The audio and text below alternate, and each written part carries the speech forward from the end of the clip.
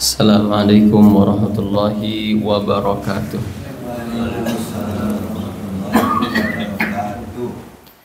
Alhamdulillahirabbil alamin wa usalli wa usallim ala abdillahi wa rasulihi Muhammadin sayyidil mursalin wa ala alihi wa sahbihi ajma'in. Asyhadu an la ilaha illallah wahdahu la syarikalah wa asyhadu anna Muhammadan abduhu wa rasuluh. Hadirin jemaah Masjid Al-Fatah yang dimuliakan Allah Subhanahu wa taala. Kembali kita bersyukur memuji Allah Subhanahu wa taala atas nikmat, atas karunia yang telah diberikan kepada kita. Allah Subhanahu wa taala berikan taufik kepada kita untuk bisa sholat subuh berjamaah. Tentu ini sebuah nikmat yang besar. Nabi sallallahu alaihi wasallam mengatakan, "Man shalla subha bahwa fi dhimmatillah," orang yang menjaga salat subuh atau siapa yang salat subuh, bahwa fi dhimmatillah, maka dia dalam tanggungan Allah Subhanahu wa taala. Dijelaskan oleh para ulama bahwa yang dimaksud dalam tanggungan Allah Subhanahu wa taala atau dalam jaminan Allah Subhanahu wa taala, artinya orang yang melaksanakan salat subuh dijaga oleh Allah Subhanahu wa taala, diberikan petunjuk, ya. Dan orang yang menjaga sholat subuh dia terjaga dari kemunafikan, ya. Karena sholat yang dirasa berat oleh orang-orang munafik selain sholat isya adalah sholat subuh, ya. Nabi mengatakan, "Athqalus sholati 'ala munafiq sholatul isya wa sholatul fajr." Sholat yang dirasa berat oleh orang-orang munafik yaitu sholat isya dan sholat fajar, salat subuh. Yang seandainya mereka itu tahu apa yang ada pada salat isya dan salat subuh, Nabi mengatakan, la atauhuma walau kana habwan, niscaya mereka akan mendatanginya meskipun harus merangkak. Maka bersyukurlah kepada Allah Subhanahu wa taala atas nikmat bisa melaksanakan salat subuh. Semoga Allah Subhanahu wa taala mengistiqomahkan kita dengannya. Hadirin rahimakumullah, kita akan melanjutkan pembahasan tentang dosa-dosa besar. Kita masuk ke dosa besar ke-69. Jadi sebentar lagi nih kita menyelesaikan buku ini. Dosa besar ke-69 adalah putus asa dan merasa pesimis dari rahmat Allah Subhanahu wa taala. Putus asa, pesimis dari rahmat Allah Subhanahu wa taala. Ini dosa besar ke-69. Berkaitan dengan bab ini, Imam Az-Zahabi rahimahullah, beliau mencantumkan beberapa ayat dari Al-Qur'an. Di antaranya firman Allah Subhanahu wa taala dalam surat Yusuf ayat 87. Allah berfirman, "A'udzubillahi minasyaitonir rajim. Innahu la yai'asu mir rauhillahi illal qaumul kafirun." Sesungguhnya yang berputus asa dari rahmat Allah hanyalah orang-orang kafir. Allah juga berfirman di surat Asy-Syura ayat 28, "Wa huwa alladzi yunazzilul ghaitsa min ba'di ma qanatu." Dan dialah yang menurunkan hujan setelah mereka berputus asa. Allah berfirman di surat yang lain, di surat Az-Zumar ayat 53, "Ya ibadiyalladzina asrafu ala anfusihim la taqnatu mir rahmatillah." Katakanlah, wahai hamba-hambaku yang melampaui batas terhadap diri mereka sendiri, janganlah kamu berputus asa dari rahmat Allah Subhanahu wa taala. Nabi sallallahu alaihi wasallam dalam hadis yang diriwayatkan oleh Imam Muslim dan Imam Abu Dawud, beliau mengatakan, la yamutunna ahadukum illa wa huwa husnul dhanni billah. Janganlah salah seorang dari kalian mati kecuali dalam keadaan berbaik sangka kepada Allah. Hadirin rahimakumullah, di antara perkara yang tidak mungkin bisa dilepaskan dari kehidupan seseorang adalah adanya ujian-ujian hidup. Entah itu bentuknya musibah atau bentuknya kenikmatan. Karena memang Allah Subhanahu wa taala tidak akan membiarkan orang itu kecuali akan diuji. Ya. Hasiban nasu ayyutraku ayyaqulu amanna wa hum la yuftanun. Apakah manusia mengira akan dibiarkan mengaku dirinya beriman sementara dia tidak diuji? Walaqad fatanna alladziina min qablihim. Sungguh telah diuji juga orang-orang sebelum mereka. Fala ya'lamanna Allahu alladziina shadaqu wa la ya'lamanna al-kadzibin. Yang dengan ujian itu Allah tahu siapa yang jujur dalam imannya dan siapa yang berdusta.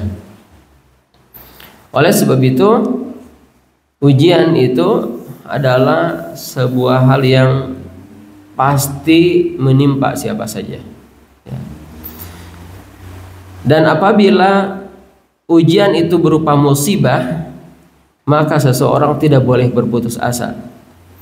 Umpamanya saking beratnya musibah itu lalu kemudian ia meminta mati gitu ya. Seseorang tidak boleh karena musibah meminta mati. Karena meminta mati tersebut adalah cara yang keliru, cara yang salah. Ya, atau bahkan mungkin cara yang menyesatkan.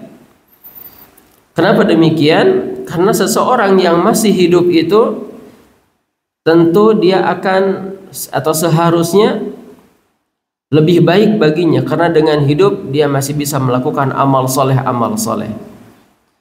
Satu tasbih yang ia ucapkan semasa hidup itu akan menjadi sesuatu yang amat sangat berharga bagi kehidupan akhiratnya nanti. Satu tahmid, tahlil, takbir atau sesuap nasi yang ia berikan kepada orang lain dan seterusnya, itu tentu akan menjadi jauh lebih baik ya daripada ia berhenti dari kesempatan melakukan itu. Karena kan orang itu kalau sudah mati dia tidak akan memiliki lagi kesempatan untuk melakukan itu semua. Ya. Dengan bertambahnya usia, dia memiliki peluang untuk bertambah kebaikan-kebaikannya, bertambah pahala-pahala amal solehnya. Atau kalau ia dalam keadaan berdosa, ia masih punya kesempatan untuk bertaubat.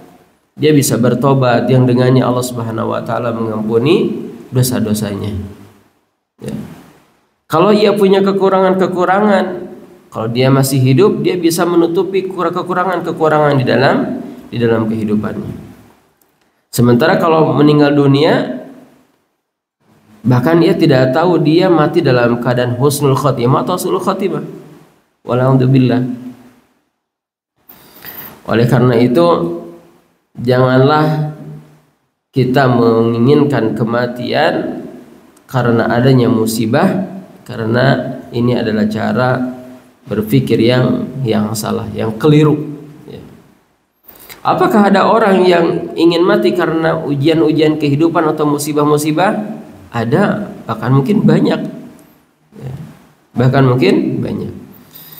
Keinginannya untuk segera mati karena adanya musibah atau ujian-ujian kehidupan menunjukkan ketidakpahamannya akan arti atau nilai kehidupan.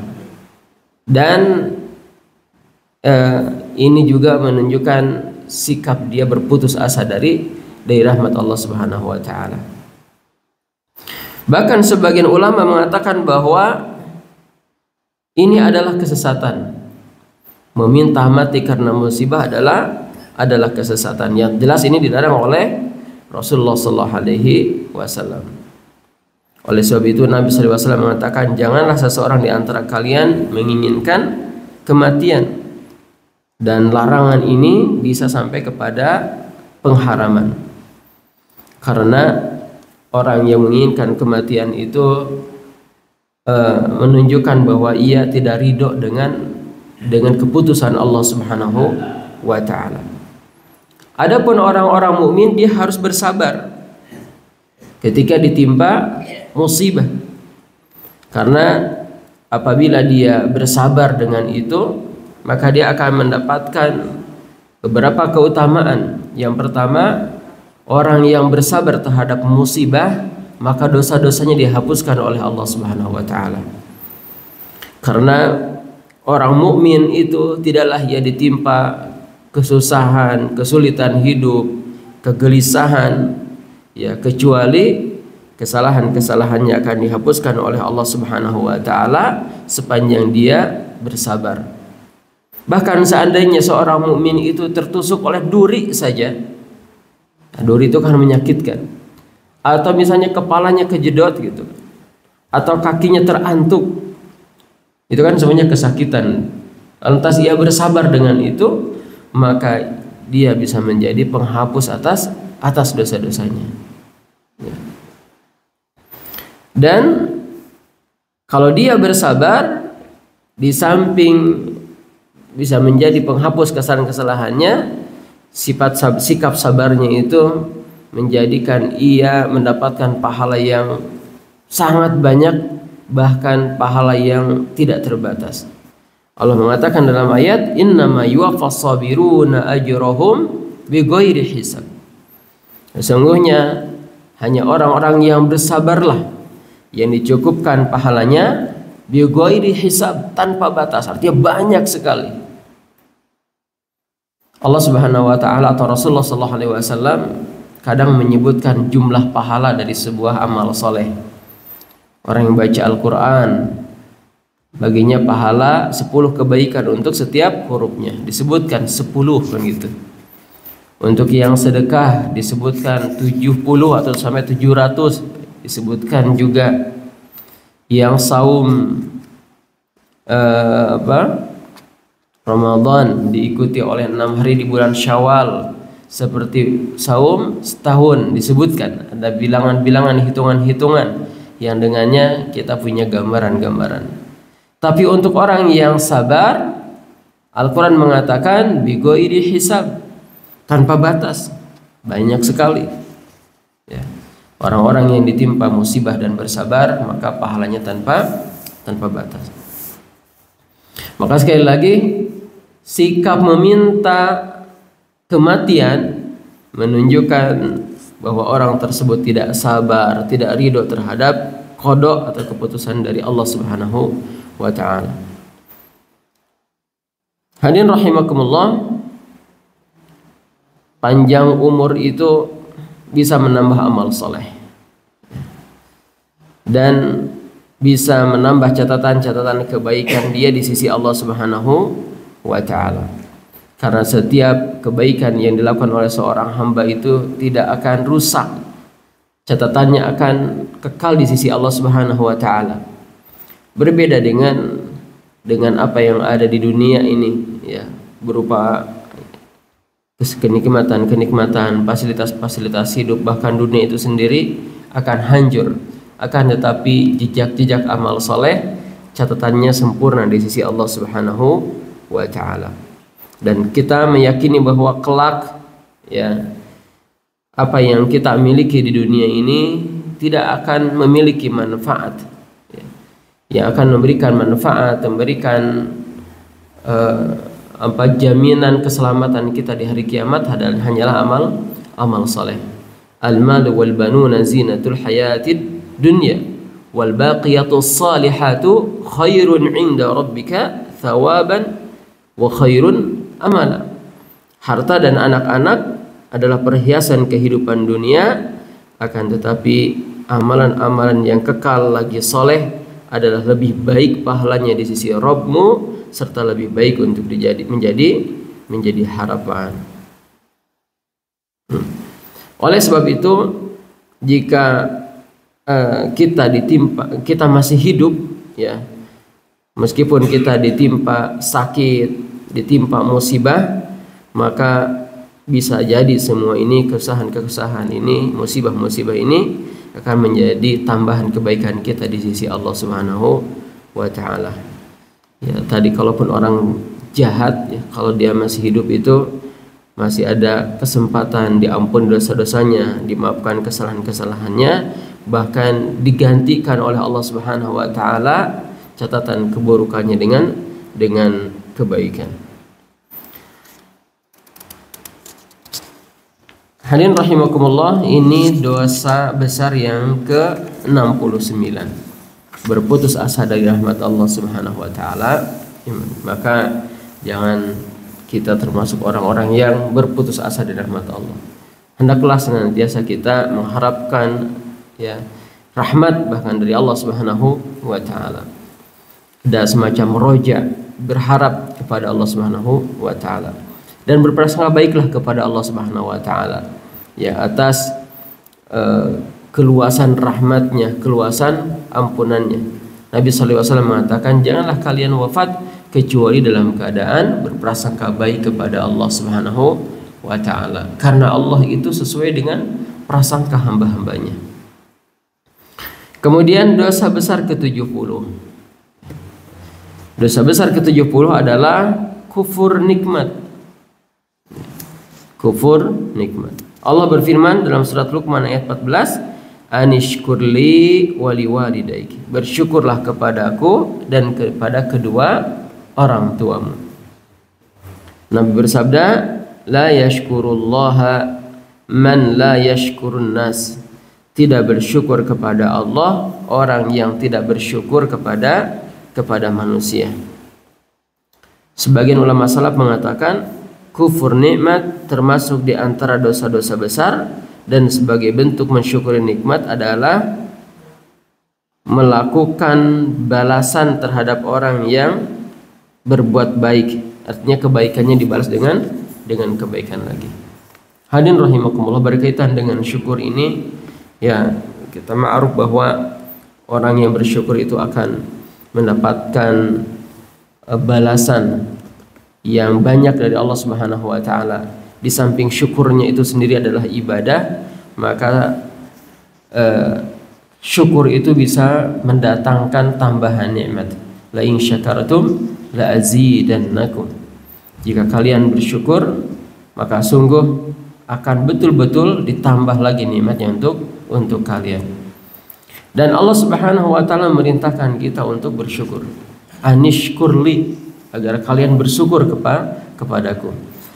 Dan orang yang tidak bersyukur diancam oleh Allah Subhanahu wa taala ya dengan azab syadid, dengan azab yang pedih, yang dahsyat, waliyadzubillah.